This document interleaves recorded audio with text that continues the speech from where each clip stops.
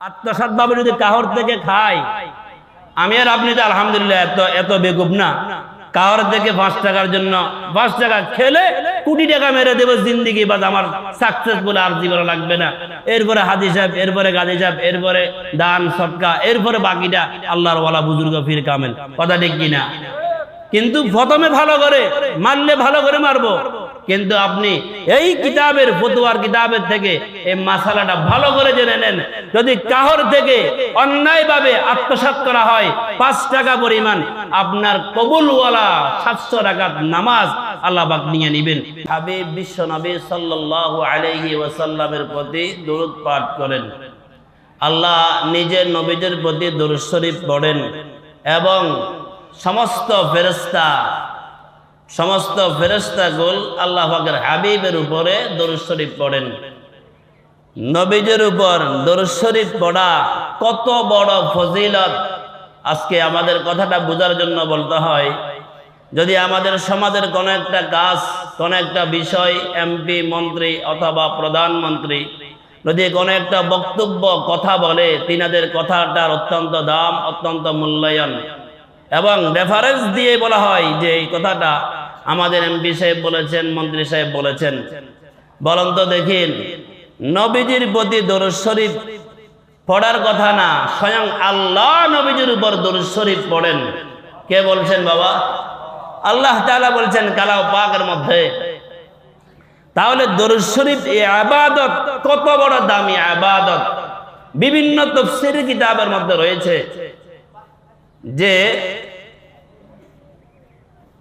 আল্লাহ পাক পৃথিবীর আল্লাহ পাকের বান্দাদেরকে সৃষ্টি করে, বান্দাদেরকে আল্লাহ তাআলা কালামে পাকের মাধ্যমে, নবীজির হাদিসের মাধ্যমে অনেক আদেশ নির্দেশ করেছেন।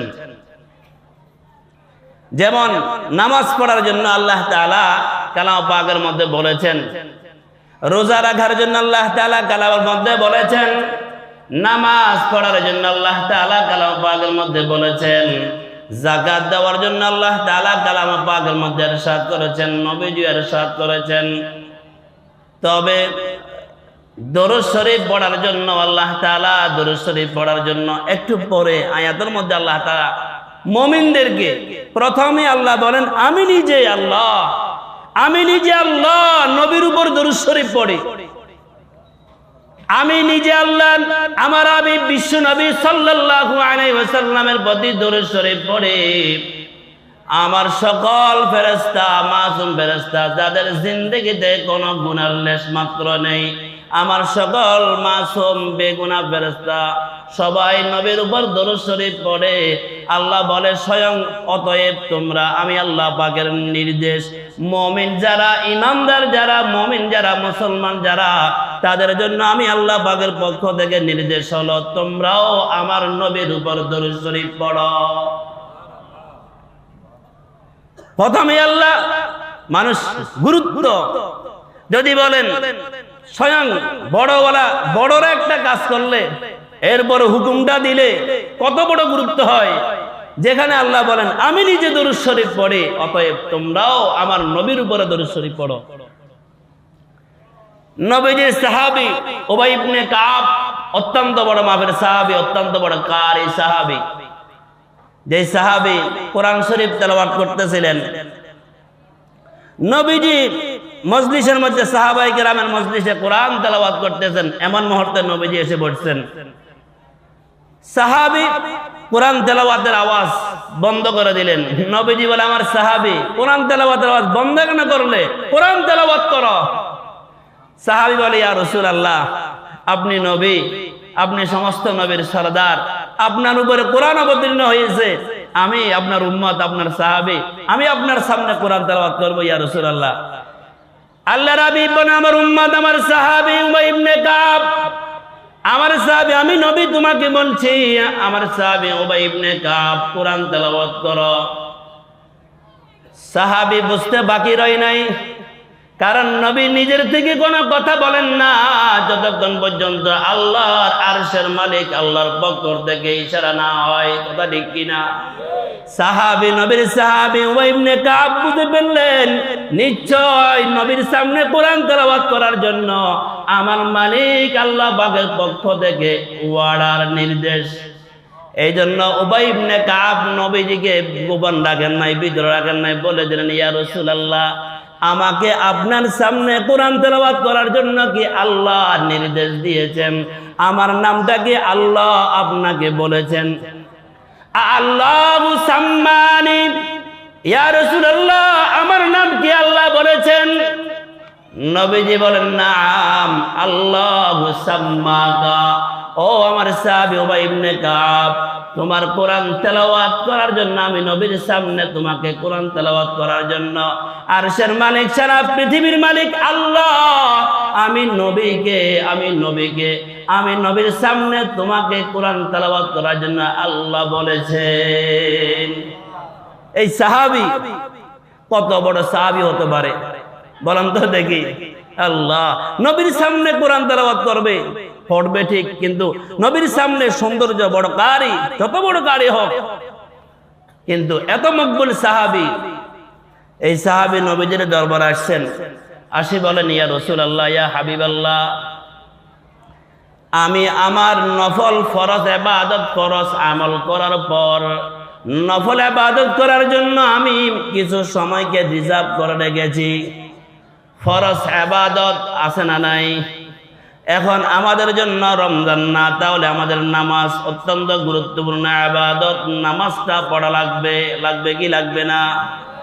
নবীজির সাহাবী নবীজিকে প্রশ্ন করেন, নবীজির সাহাবী সবাই তো আমলের পাগল, এই জন্য নবীজিকে বলো গো রাসূল, ইয়া রাসূলুল্লাহ আমরা তো আমল করবো, ইয়ার তবে কোন আমলটা বেশি দামি, কোন আমলের বেশি মূল্য, কোন আমল আল্লাহ পাকের দরবারে বেশি গ্রহণযোগ্য, বেশি আল্লাহ পাকের পছন্দনীয়, গ্রহণযোগ্য না বেশি পছন্দনীয়? আল্লাহর হাবিব বলে আমার উম্মত রে, আমার সাহাবী রে, ইবনে মাসউদ রাদিয়াল্লাহু তাআলা আনহু, ও আমার সাহাবী, সব চাইতে বড় ইবাদত সময়, নামাজের যখন সময় হবে সময় মতে নামাজটা আদায় করা। وعن ابن مسعود رضي الله تعالى عنه قال سألت رسول الله صلى الله عليه وسلم أي الأعمال أفضل؟ قال الصلاة على وقتها. ثم قلت أي الأعمال أفضل؟ قال بر الوالدين. ثم قلت أي الأعمال أفضل؟ قال الجهاد في سبيل الله. এই হাদিসের মধ্যে তিনটি কথা নবীজি বলেছেন, সব চাইতে বড় ইবাদত, সব চাইতে বড় দামি ইবাদত। নবীজির সাহাবীকে নবীজি বয়ান করেন, আমাকে আপনাকে না, নবীজির সাহাবী। সবচেয়ে বড় আমল, সবচেয়ে বড় আমল কোন আমল? নবীজি বলে আমার সাহাবী, সবচেয়ে বড় আমল হলো সময় মতো নামাজ পড়তে পারা, এই হলো সবচেয়ে বড় আমল। উবাই ইবনে কাব রাদিয়াল্লাহু তাআলা আনহু ফরজ ইবাদত আদায় করার পর কিছু নফল ইবাদতের জন্য সময়কে রিজার্ভ করে রাখলেন। নফল সময়কে রিজার্ভ করলেন, এই নফল সময়ের মধ্যে কোরআন তেলাওয়াত করবে, এই নফল সময়ের মধ্যে জিকির করবে, জিকির আজকার করবে, এই নফল সময়ের মধ্যে নফল নামাজ পড়বে, এই নফল সময়ের মধ্যে দোয়া তাসবিহ দোয়া করবে আল্লাহ পাকের দরবারে, এই নফল সময়ের মধ্যে ইস্তেগফার করবে আল্লাহ পাকের দরবারে, দোয়া করে করে মাফ চাইবে। এইভাবে ফরজ ইবাদত পালন করার পরে উবাই ইবনে কাব রাদিয়াল্লাহু তাআলা আনহু কিছু নফল সময়, নফল ইবাদতের জন্য কিছু সময় নির্ধারণ করলেন। এখন নবীজির দরবারে এসে প্রশ্ন করলেন, ইয়া রাসূলুল্লাহ আপনি নবীর জন্য অনেক দরুদ পড়ি, অল্প না অনেক দরুদ পড়ি ইয়া রাসূলুল্লাহ, তবে আমার প্রশ্ন হলো ইয়া রাসূলুল্লাহ আপনার জন্য কতটুকু দরুদ পড়ব? আপনার জন্য দরুদ পড়ে না অনেক বেশি পড়ে? অনেক বেশি পড়ে। وعن أبي بن كعب رضي الله تعالى عنه قال قلت يا رسول الله إني أكثر الصلاة عليك فكم أجعل لي صلاة. ও আল্লাহর রাসূল, আমি আপনার উপরে অধিক দরুদ শরীফ পড়ি, অনেক দরুদ শরীফ পড়ি।